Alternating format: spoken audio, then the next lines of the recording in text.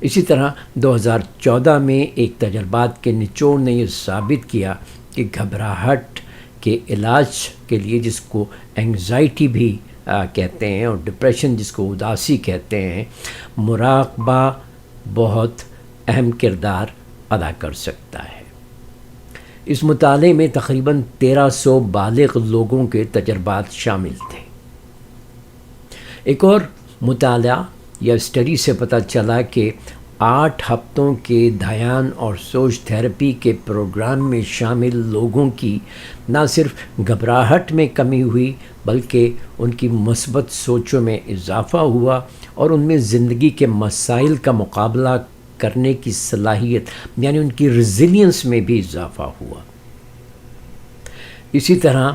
3500 سے زیادہ بالغ لوگوں کے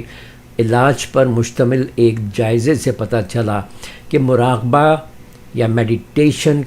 یا دھیان کی مشقیں کرنے والے لوگ دوسروں کی نسبت کم اداس ہوتے ہیں۔